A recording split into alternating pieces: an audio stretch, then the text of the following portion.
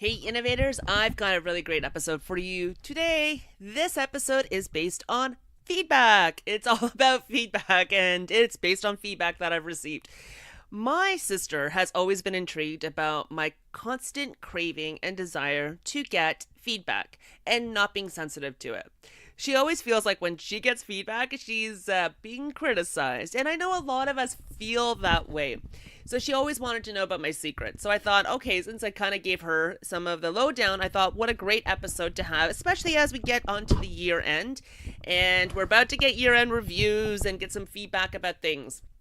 So I'm going to actually be able to talk a little bit more about this. So the secret is that I look at feedback like data. It's just another input. Data is really important. I mean, come on, let's just look at all the stuff about big data, machine learning, artificial intelligence. They're always looking for ways to gather predictive data in order to plan and mitigate risks. That's kind of where everything's going. So I decided to break this episode down into kind of three different sections, almost like three different perspectives. One is how to receive the feedback. Two, how to provide some feedback, and there are tons of mistakes out there, and how to really use it. And I've got a couple of examples for you. So let's get right to it. So as I said, that I look at feedback as data. So having data from multiple sources just allows me to see my blind spots. I only know what I know. I don't know what I don't know. And that's where feedback fits in. Feedback allows you to see how others are receiving the communication, the perception that others may have of us. And sometimes those perceptions are not exactly what we wanted. We just didn't realize that we were giving those kind of nonverbal cues, or we were creating that we're not as approachable, or whatever it is. Sometimes they're just not what we want. But the good news is about perception, those things can be changed. So if you think about it, like the advertising and PR agencies, right? It's a $1 billion industry, and they spend so much time of creating a certain perception of what we want and what we don't want. So that's what we get into the fun stuff, is when we uncover what it is that we know about ourselves and what we don't know about ourselves. So then we're like, what can we do to change that? So when we start to uncover what we don't know, then we're able to truly understand what exactly it is that we don't know and how to make those plans to change that perception. So this is really where it all fits in. It might actually be that, when we get the feedback, it's kind of like an eye opener that turns out that the expectations of us were absolutely incorrect. Maybe the role that we're in is not actually the right fit for our personality. Maybe the role requires that you are constantly relationship building, and it turns out you're really not a people person. You prefer to come in and log into the system and deliver reports. So feedback also allows us to really see what other things are expected of us, so we can take a look to see whether or not it's the right thing for us. So, as the year is coming to an end, wow, 2018 is really flying by. We're probably going to start to get our year-end reviews and feedback from our bosses. Dun dun dun. We all hope for the great feedback so we can get our bonuses, our promotions, or whatever it is that we're after. However, it's kind of like that time, it's like a make or break, right? So if we get great feedback, we're like, oh yeah, we're doing great, we get comfortable in our skin, and we just, kind of just keep on going because we know we're doing great stuff. But if we don't get such great feedback, then we start to see that our bosses may not appreciate us. It starts to kind of create a downward cycle. So this is kind of where we kind of have to look at feedback and look at it as not to take feedback as personal. I know it's kind of hard, right? Being rejected and getting criticism and feedback and not take it personally is really, really hard. But let's think about all those internet trolls. Sometimes they just need a little bit of love and hugs. And anyways, I digress. I can go on a different episode about that. But getting feedback is a tricky process. People just don't like to get feedback. It's kind of scary. Like, we're about to find out what other people think of us, or that we're not doing as great of a job that we think we're doing, and so on. But let's think about athletes. Let's just all step back and think about all of those athletes. So they have to work on their skill. And in order for them to improve their skill, they need to kind of get feedback to see where it is that they need to actually hone in their skills. So if we think about our jobs, like we're athletes in our own particular field, a division or department. We need to see and get that feedback in order for us to see how we can improve our skills. However, let's be honest, not a lot of managers are great at giving feedback. But I will give you some tips on that, so don't worry, I've got you covered. First, you need to see how you personally deal with feedback. I know it's kind of like, the ghosts of relationships past or feedback past. If you think about all the relationships you have, we all kind of do a bit of a post-mortem to see maybe what kind of men we're attracting or women that we're attracting or our friendships and what kind of things are happening. Are we givers or takers? So by analyzing a little bit about what we've done and how we've dealt with feedback in the past, it actually helps us kind of go, maybe I've created some of these types of things. I'm not saying everything is all you. Don't worry. I'm just saying that sometimes we often forget about our nonverbal communication skills. I mean, maybe you are an eye roller and you don't realize you do it all the time. Or you huff and puff like my niece does all the time. Or just get ready to argue. Like maybe you're just ready to always fight something because you're just feeling always let down. But we could change all that. And it's simple. And one of the biggest things, and this is what I tell my coaching clients too, is that how we could change that is that we just need to change the narrative. I know, it's kind of weird, right? How do you change the narrative of feedback? So why don't we change the question? Instead of what are we doing wrong, how about what can we do better? And that's where specific feedback is great because it allows us to focus on what we can do better, which is a little bit more positive, and it really starts to look at the opportunities around us. Now, that makes it a little bit more exciting to get the feedback. Now, let's be clear. Our ego is totally built to protect us from negative emotions. So that's why it's really important for us to start to kind of change that narrative so we can kind of go, and that we also don't do a little bit of self-projection. It doesn't matter what people say to you because you're just in a bad spot. You may just take it negatively to begin with. So it's time to really change our mindset. So as we're looking for new opportunities to strengthen our talent, our sport, our relationships, our perceptions, and it's time to find new opportunities. And that's what keeps us motivated, isn't it? The opportunities. Isn't it that the carrot dangling at the end of the stick for us to get that promotion, for us to get that bonus? That's what it's all about, is finding something to keep us motivated and interested. So when we're getting feedback, we're looking for opportunities of what we can do better. And what does fine-tuning our skills take us? Like, does it take you somewhere else? Will it be a new type of job? Is it a marketable skill? Like, what does that look like? Maybe it's a new type of career path that's kind of happening as an industry. Who knows? It just becomes that whole thing about curiosity that if I actually fine tune these skills, maybe it's going to help me get something else better. So what a great time to justify taking a course to become further marketable. That's what I would use the feedback for, to say, that is something I'm actually interested in and I would love to learn more, and I could see how it's going to benefit our department or division. And you know what? There's a conference or a course that I've been dying to take. It's going to cost X number of dollars. I would love that because now you've actually tied it into your career progression. You're looking at the opportunities. You're seeing such fun things on the horizon. All right. But let's be clear. There's a lot of feedback mistakes, and sometimes we've got to kind of coach our bosses to help them give us the feedback that we really want and need. So I've got some tips for you. And I think we could all remember when I'm going through these examples that when this actually happened to us and how did it feel, and I think it's going to resonate with you. My favorite mistake, number one, is not giving or receiving feedback in a timely manner.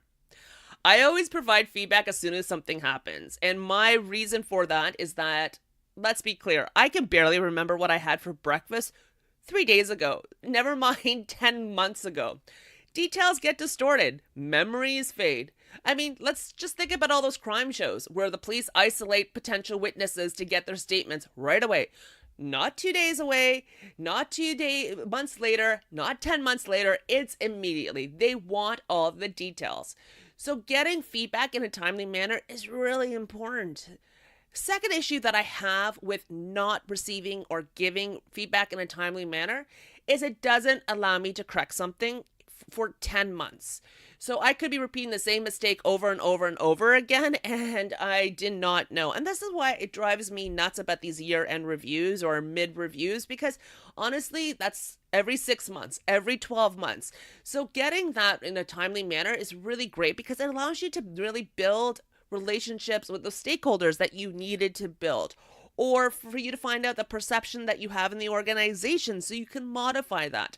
So it's really important to get and receive feedback in a timely manner. Okay, so I think I beat that one to death. Typical mistake number 2, providing vague feedback. This is super, super frustrating.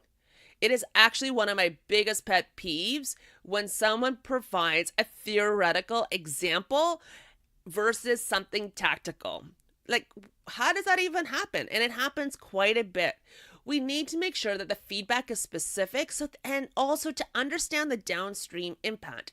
Is it something that is just, oh, someone was not happy because I did X, Y, and Z? Or is it because that I did something and I could have changed the narrative a little bit and would not have resulted in this downstream impact? In fact, that downstream impact can be like, is it a process issue that happened? Is it a project perspective? Is it for a certain stakeholder? It allows us to really evaluate whether or not there's a trend that's happening. Where's it coming from? How's it happening? This is really great with specific feedback, specific examples with lots of details. It really enables us to figure out how we can make more improvements and talking about it from a partnership perspective. So this is happening for our division. This is happening for our, department. Oh, we could be like, that's interesting, because it could be something else. That could be a new project or a new initiative that you take on. Having specific feedback is really important. So if you're not getting it, you need to ask for it. Don't be afraid to ask for more details. Here's another one of my favorite mistakes. Okay, now this happens to almost all of us. This is something I've been using in consulting for quite some time, and a lot of management consultants will tell you about it because it's about roundtables. It's about proactively asking your key stakeholders for feedback and get it sent to your boss and career counselors. Like, how amazing is that? You finished a project, ask for feedback, get it. So you can, at the year end, yes, it's not just your boss's type of feedback that they're giving you. They're getting multiple sources of information that could actually counteract what it was, their perception. Now, what a great technique, right? This is what we always do with our counselees. This is what I advise my career counselees to do, my coaches, all of them, is that why are you waiting for your boss to give you feedback? Don't wait. Go proactively do it. Take control of your destiny. This is going to be a fun way to kind of automatically see what's kind of happening. And 2, what a great way to strengthen and build your relationships across your organization. In another future episode, I will definitely teach you some other tricks of what management consultants use in order to get promoted. It's a time-tested tool, and I've been using it forever, and I've been using it with my coaching clients, and we've got some massive success. So that is going to be fun, and I will definitely do something big for that one. Now, back to speaking of proactive feedback, it's actually an amazing temperature check tool. Now, this is not just for your year-end growth. I'm talking about the program that you're delivering, or the project that you're working on, or a client that you're working on. Be the driver. Like, you would love to see and find out what things are happening before it becomes an issue, so you can actually mitigate so much risk. I've been using this as a temperature check type of tool for organizational change management for many, many years. So I'll tell you an example. This one's a kind of a real fun one. I had launched a lot of training courses, and with these associated training plans for this marketing organization. And the intent of the project was for them to use this new system that they had actually purchased. So they wanted to make sure that their people actually knew how to use it and utilize it.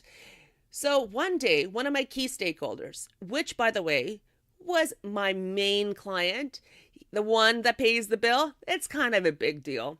Anyways, he told me that in one of his big executive meetings that there was this chief marketing officer and had really surprised him with a bunch of feedback.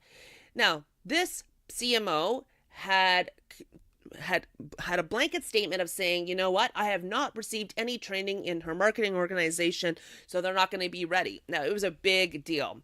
Now, this CMO actually had a lot of power and influence across the organization and all the other C-level executives. So I'm talking about the chief technology officer, the information officer, the CEO. Like, she was a big deal. So she was a key stakeholder, a major stakeholder, and I definitely couldn't ignore the feedback that my client had received because it was a clear reflection onto him. Now, the truth of the matter was, I was totally kind of flabbergasted because I didn't understand. It was really odd to me, like that she did not feel that her marketing department had received any training. I had done everything right. Like, seriously, I had developed a curriculum. I had socialized it with all of her direct reports, her senior execs, and I even gathered the feedback on, from there and incorporated, added additional modules to it. We delivered the training with amazing people, and I got rave reviews from her entire department about how great the training is. So I didn't understand, where did this perception come from? I couldn't figure out the disconnect. So, knowing me, I booked a meeting to uncover what was really going on under the hood.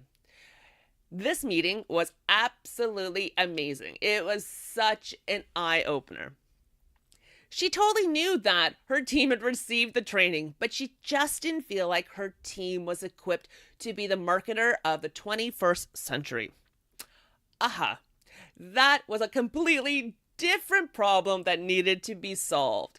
I was solving for the problem of getting the organization to use this new system that had already been purchased. Her issue and problem was that she didn't know if her team had the right skill set to be exceptional marketers. It wasn't around the system or the tool, it was just around their existing skill set. Completely two different issues. One was around the system, to adding to their existing skill set, and the other one was around their existing skill set if they really had all the right tools that they needed. Now, for management consultants, this is a massive opportunity. It's a cross-selling opportunity that enables future sales because what she's talking about is something totally different. Now, I'm not going to go through all the details, but the end result was awesome. We ended up doing a skill set mapping exercise, totally redesigned her marketing department, and even sold additional training to get her team equipped. We had designed it with her, and it totally strengthened our relationship, and she was more confident about what she was going to be delivering as part of her strategic roadmap. She had the right people, right places, right processes to enable that. So this was a great example of how we talk to clients in order to utilize that feedback, and it's a great risk mitigation tool.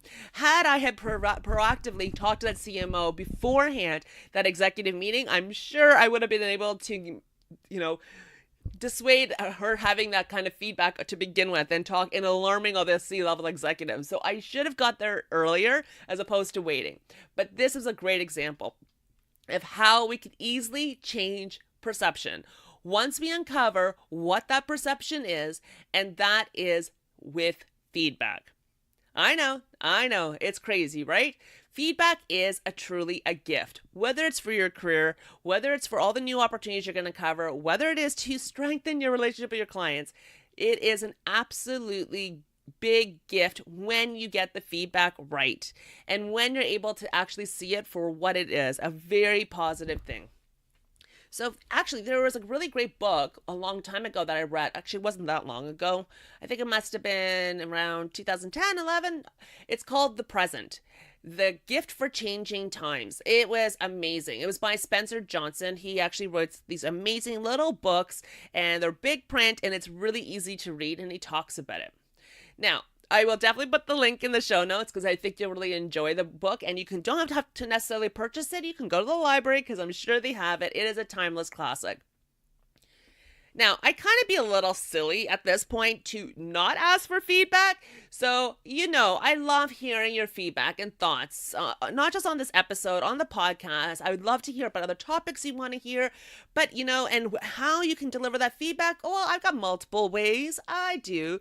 As you know, you can always leave a review on iTunes, Stitcher, the good Google Podcast Player, iHeartRadio, Spotify, and the list goes on. Don't worry, I'll put all the links there. But honestly, I really do not want that to be a barrier for you to provide me feedback. You can just email me at supna@caninnovate.io. And don't worry, I can't wait to actually see what you're up to and see exactly what it is that you want to hear more about. Now, the ultimate conclusion I want to kind of leave you guys with this thought is that don't we all want to be better tomorrow than today? Isn't that the entire idea of New Year's resolutions? That we're all on a path to continuous improvement? Or we kind of be bored, right? And become those walking zombies that just kind of go with the motions and actually don't feel anything, don't see anything. They're just in a rut. And we definitely know that we don't want to have that as a rut. So I can't wait to hear your feedback. And better yet, I can't wait to hear about the new mysteries that you're about to uncover. And I really hope you have a fantastic holiday season and amazing start to 2019. All the best. Cheers.